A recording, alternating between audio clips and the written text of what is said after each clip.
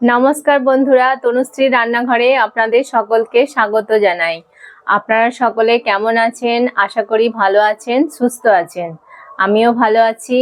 তো আজকে চলে এসেছি আরেকটি নতুন রান্না নিয়ে আপনাদের কাছে। আমরা ছোট বড় সকলেই চাউমিন খেতে প্রচণ্ড ভালোবাসি। তো আজকে আমি ভাবলাম তাহলে চাউমিনই বানানো যাক। আমি কেমনভাবে এই চাউমিন বানাই তো আপনাদেরকে দেখাবো, আপনারা দেখতে থাকুন। তাহলে আমি শুরু করি। বন্ধুরা, চাউমিন বানানোর জন্য আমি এরকম প্যাকেট চাউমিন নিয়েছি। আপনারা যেরকম পছন্দ সেরকম চাউমিন নিয়ে নেবেন, তবে সরু চাউমিনটা নেবার চেষ্টা করবেন, ওটা খেতে ভালো হয়, মোটাটা কিন্তু খুব একটা ভালো লাগে না। তো আর সবজি লাগবে আমার, দেখুন সবজিগুলো আমি সব কেটে নিয়েছি সুন্দর করে। এটা আছে ক্যাপসিকাম, লম্বা লম্বা করে সরু সরু করে কেটে নিয়েছি। এটা আছে বিনস, এটাকেও লম্বা লম্বা করে কেটে নিয়েছি। গাজর, এটাকেও কুচি কুচি করে লম্বা করে কেটে নিয়েছি। আর নিয়েছি পেঁয়াজ, পেঁয়াজটাকেও ছোট ছোট করে কেটে নিয়েছি। আর নিয়েছি কাঁচা লঙ্কা। এছাড়াও আপনারা এতে বাঁধাকপিও ইউজ করতে পারেন। আমার কাছে এখন বাঁধাকপিটা ছিল না, তাই আমি দিইনি। আপনারা বাঁধাকপি চাইলেও দিতে পারেন। আর লাগবে ডিম, আমি 3টে ডিম নিয়েছি। এক প্যাকেট চাউমিনের জন্য 3টে ডিম যথেষ্ট। আর লাগবে হচ্ছে তোমার সয়া সস, ভিনিগার, চাউমিনের মশলা। এরকম প্যাকেট মশলা কিনতে পাওয়া যায় বাজারে, আপনারা এরকম কিনে নিতেও পারেন, আবার বানিয়েও নিতেও পারেন। আর লাগবে গোলমরিচ গুঁড়ো, লাগবে লবণ। আর রান্নাটা করবো আমি সাদা তেলে। তাহলে চলুন শুরু করি। চাউমিনটা আমি এবার সেদ্ধ করে নেবো, সেই জন্য আমি কড়া বসিয়েছি। একটা বড় কড়া নিয়েছি। এই সময় সেদ্ধর সময় একটু বড় কড়া নেবার চেষ্টা করবেন, আর একটু বেশি করে জল দিতে হবে, যাতে মানে চাউমিনটা সেদ্ধ হয় আর কোনো মানে গায়ে না লেগে যায়, আঠা আঠা না হয়। সেই জন্য একটু বেশি পরিমাণ জল দেবেন। গরম হোক।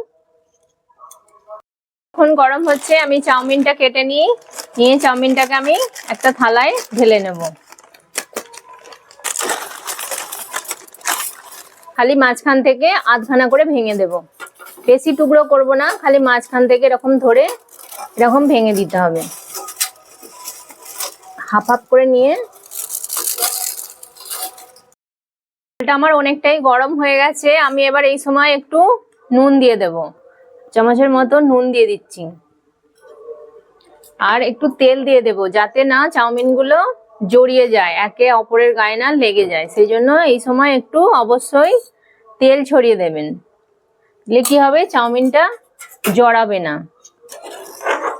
ভালো করে এটাকে নুনটাকে জলের সাথে মিশিয়ে দিয়ে এবার আমি চাউমিনটা এতে দেব। এবার যে চাউমিনটা আমি ভেঙে রেখেছিলাম থালায়, সেই চাউমিনটা আমি এবার দিয়ে দেবো এতে।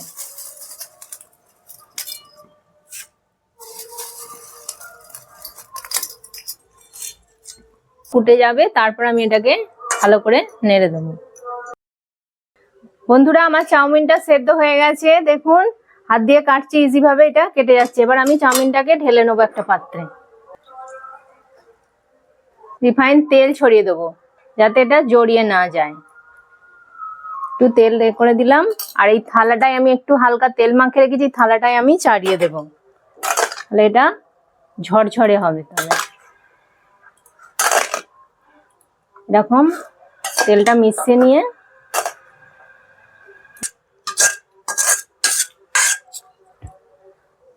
এভাবে চাড়িয়ে দিতে হবে, তাহলে এটা একদম ঝরঝরে হবে। আমি সবজিগুলো এক এক করে সব ভেজে নেব। প্রথমে আমি তেল দিয়ে দিলাম, তেলটা গরম হয়ে গেলে আমি এক এক করে সব সবজিগুলো ভাজবো। তেলটা আমার গরম হয়ে গেছে, আমি এবার গাজরগুলো দিয়ে দিচ্ছি। নুন দিয়ে দেবো, যাতে তাড়াতাড়ি এটা সেদ্ধ হয়ে যায়।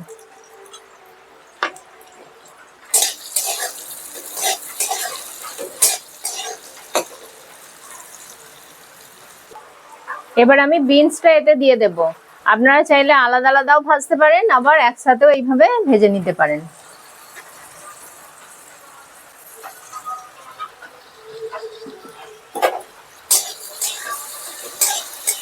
দুটোকে আমি একসাথে মিশিয়ে ভালো করে ভেজে নেব।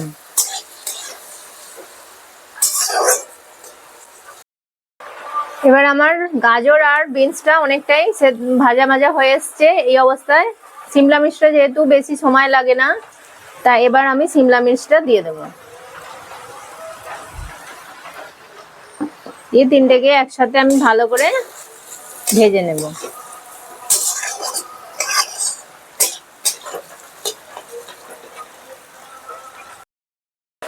সবজিগুলো আমার ভাজা হয়ে গেছে, আমি এবার সবজিগুলো প্লেটে তুলে নিচ্ছি। এবার আমি ডিমগুলো ভেজে নেব। ডিমের ভুজিয়া করে নিতে হবে, এতে গুলেও দিতে পারেন।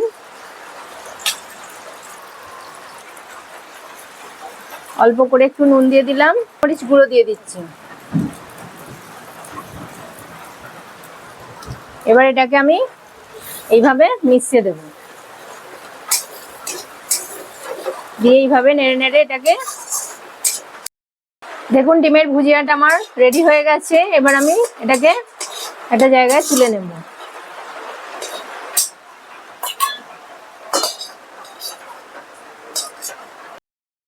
তেলটা আমার গরম হয়ে গেছে, এবার আমি পেঁয়াজটা ভাজবো।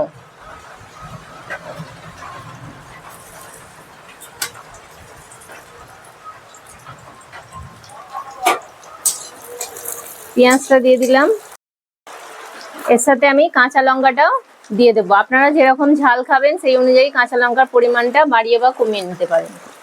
আমি এখানে 3টে কাঁচা লঙ্কাকে কেটে দিয়েছি।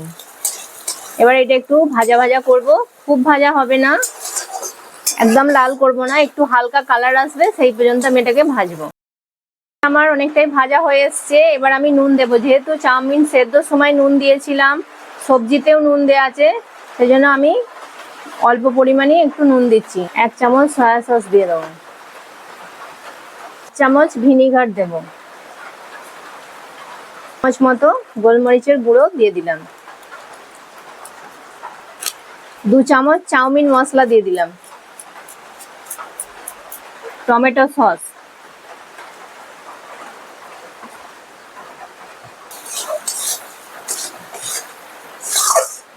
চাউমিনটা দিয়ে দিচ্ছি। দেখুন কত সুন্দর ঝরঝরে হয়ে গেছে, একটার সাথে একটা কিন্তু লেগে যাচ্ছে না। কোনো পাখার তলাতেও আমি দিইনি, কিছু নয়, এমনি রেখেছিলাম, অথচ কত সুন্দর ঝরঝরে হয়ে গেছে। এইভাবে একটু তেল দিয়ে দিলে কোনো ঠান্ডা জলও দিতে হবে না, আর পাখার তলাতেও রাখতে হবে না, আপনি এটা সুন্দর হয়ে যায়। সব চাউমিনটা আমি দিয়ে দেবো। এই সময় গ্যাসের ফ্লেমটা কিন্তু হাই রাখবেন, রেখে এটাকে মেশাতে হবে। এবার আমি সব সবজিগুলো এতে মিশিয়ে দিচ্ছি, দিয়ে এবার আমি এটাকে ভালো করে মেশাবো।